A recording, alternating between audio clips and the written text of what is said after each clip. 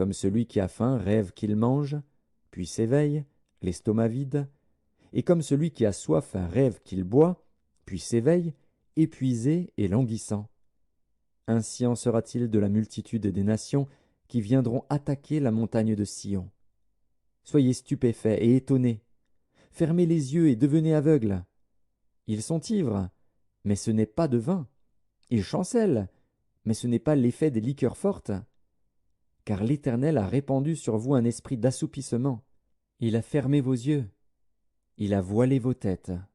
Toute la révélation est pour vous comme les mots d'un livre cacheté que l'on donne à un homme qui sait lire, en disant « Lis donc cela » et qui répond « Je ne le puis, car il est cacheté » ou comme un livre que l'on donne à un homme qui ne sait pas lire, en disant « Lis donc cela » et qui répond « Je ne sais pas lire ».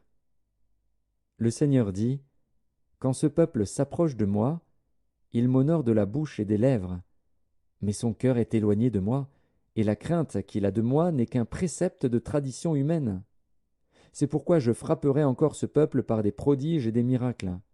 Et la sagesse de ces sages périra, et l'intelligence de ces hommes intelligents disparaîtra. Malheur à ceux qui cachent leurs desseins pour les dérober à l'Éternel, qui font leurs œuvres dans les ténèbres, et qui disent « Qui nous voit et qui nous connaît ?» Quelle perversité est la vôtre! Le potier doit-il être considéré comme de l'argile, pour que l'ouvrage dise de l'ouvrier « Il ne m'a point fait » pour que le vase dise du potier « Il n'a point d'intelligence » Encore un peu de temps, et le Liban se changera en verger, et le verger sera considéré comme une forêt. En ce jour-là, les sourds entendront les paroles du livre, et, délivrés de l'obscurité et des ténèbres, les yeux des aveugles verront.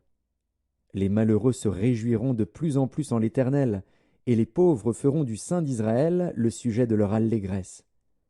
Car le violent ne sera plus, le moqueur aura fini, et tous ceux qui veillaient pour l'iniquité seront exterminés, ceux qui condamnaient les autres en justice, tendaient des pièges à qui défendait sa cause à la porte, et violaient par la fraude les droits de l'innocent.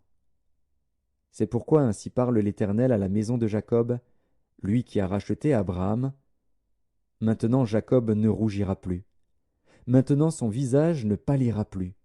Car, lorsque ses enfants verront au milieu d'eux l'œuvre de ses mains, ils sanctifieront mon nom. Ils sanctifieront le Saint de Jacob, et ils craindront le Dieu d'Israël. Ceux dont l'esprit s'égarait acquerront de l'intelligence, et ceux qui murmuraient recevront instruction. Ésaïe, chapitre 3. Le Seigneur, l'Éternel des armées, va ôter de Jérusalem et de Juda tout appui et toute ressource de pain et toute ressource d'eau, le héros et l'homme de guerre, le juge et le prophète, le devin et l'ancien, le chef de 50 et le magistrat, le conseiller, l'artisan distingué et l'habile enchanteur.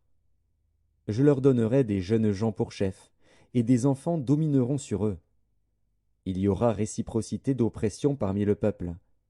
L'un opprimera l'autre, chacun son prochain. Le jeune homme attaquera le vieillard, et l'homme de rien celui qui est honoré. On ira jusqu'à saisir son frère dans la maison paternelle. Tu as un habit? Sois notre chef. Prends ses ruines sous ta main. Ce jour-là même il répondra, Je ne saurais être un médecin, et dans ma maison il n'y a ni pain ni vêtements. Ne m'établissez pas chef du peuple. Jérusalem chancelle, et Juda s'écroule, parce que leurs paroles et leurs œuvres sont contre l'Éternel, bravant les regards de sa majesté. L'aspect de leur visage témoigne contre eux, et, comme Sodome, ils publient leurs crimes, sans dissimuler. Malheur à leur âme, car ils se préparent des maux. Dites que le juste prospérera, car il jouira du fruit de ses œuvres. Malheur au méchant, il sera dans l'infortune, car il recueillera le produit de ses mains. Mon peuple a pour oppresseur des enfants, et des femmes dominent sur lui. Mon peuple, ceux qui te conduisent t'égarent, et ils corrompent la voie dans laquelle tu marches. L'Éternel se présente pour plaider, il est debout pour juger les peuples. L'Éternel entre en jugement avec les anciens de son peuple et avec ses chefs. Vous avez brouté la vigne, la dépouille du pauvre est dans vos maisons. De quel droit foulez-vous mon peuple, et écrasez-vous la face des pauvres? Dit le Seigneur, l'Éternel des armées. L'Éternel dit, parce que les filles de Sion sont orgueilleuses, et qu'elles marchent le cou tendu et les regards effrontés, parce qu'elles vont à petits pas, et qu'elles font résonner les boucles de leurs pieds, le Seigneur rendra chauve le sommet de la tête des filles de Sion, l'Éternel découvrira leur nudité.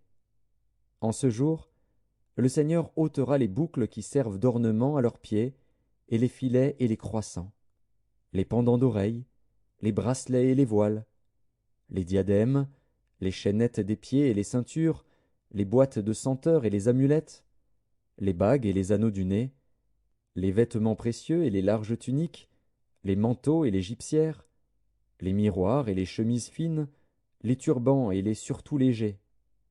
Au lieu de parfum, il y aura de l'infection.